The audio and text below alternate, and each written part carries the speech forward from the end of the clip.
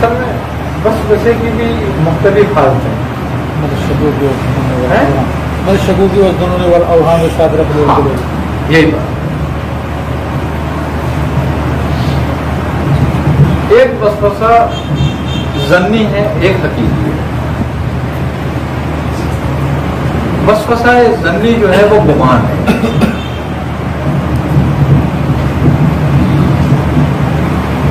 یہ یہاں سے شروع ہوتا ہے گمان سے.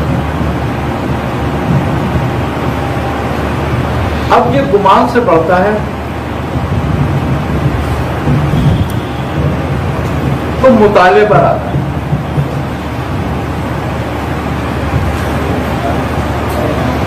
اب وہ مطالعہ جو ہے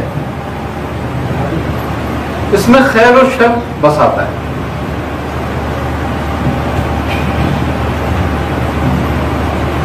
اور وہ خیر و شر بستا ہے جب اس کے اندر، تو پھر وہ وسوسہ جو ہے اگر خیر کی طرف گیا تو یقین میں ڈھل جائے، تو یقین خیر ہو جائے.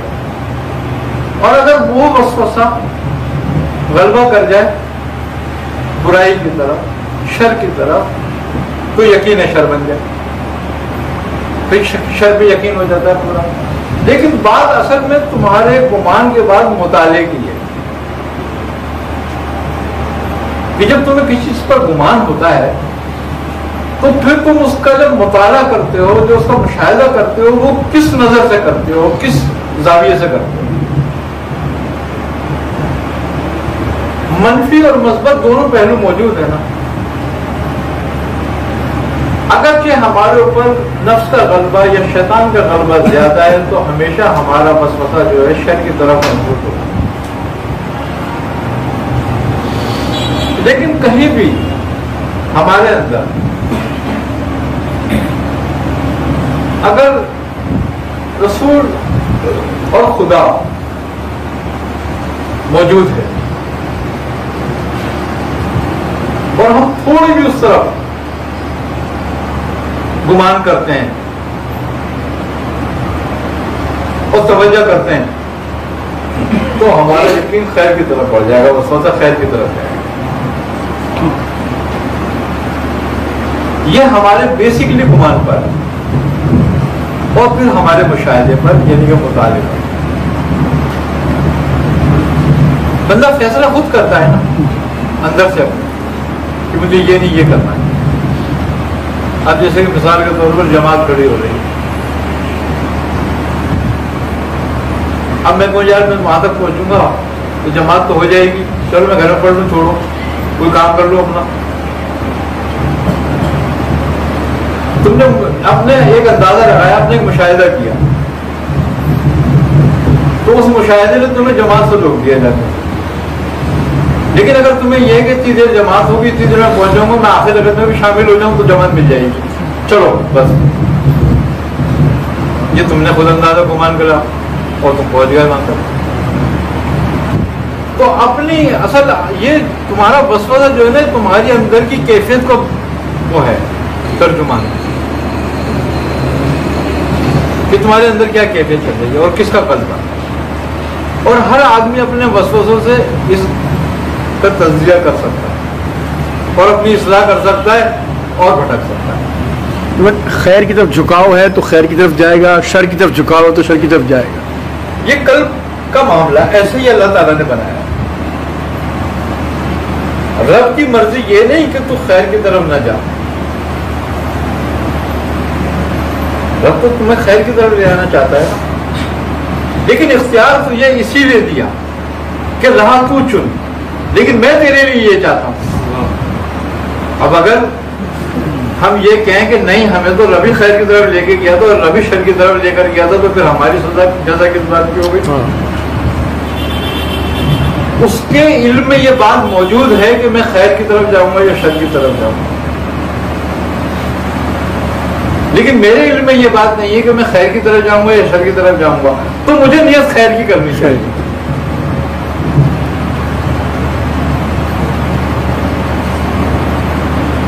اور جب میں خیر کی نیت کرتا ہوں تو یہ تقدیر مطلق نہیں ہے، معلق.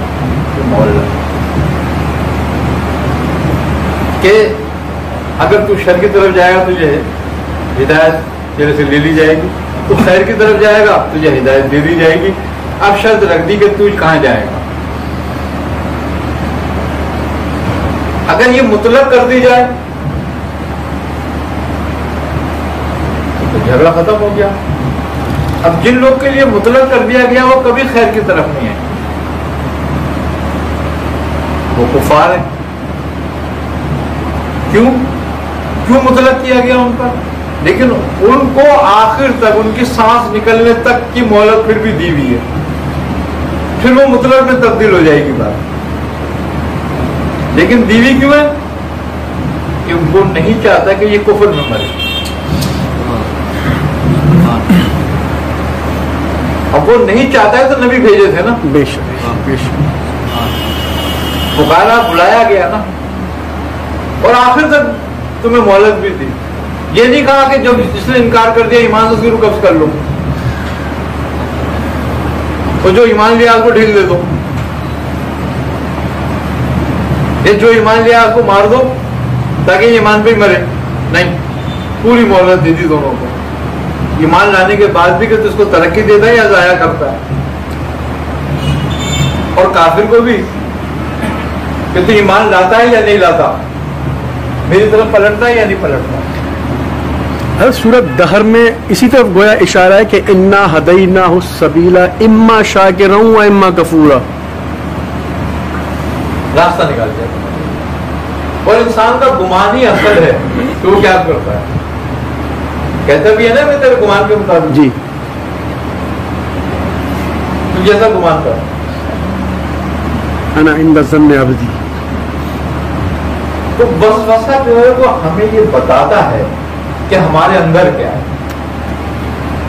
گویا بندہ اپنے وسوسوں سے اپنی کیفیت کو جان سکتا ہے. بالکل جان کہ جو برتن میں ہوگا وہی برآمد ہوگا. وہی برآمد ہوگا. اور یہ بڑی کمال بات ہے، اللہ کسی کو توفیق دے دے اس بات کی.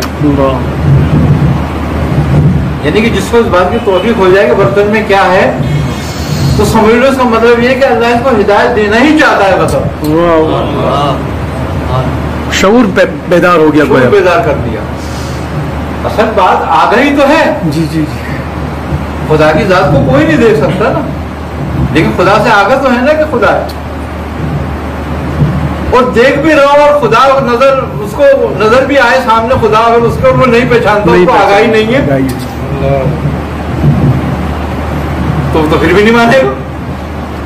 تو بات صرف آگاہی سے ہے، اور آگاہی سب سے پہلی یہی ہے کہ تو اپنے اندر جھانک کے دے کہ تیرے برتن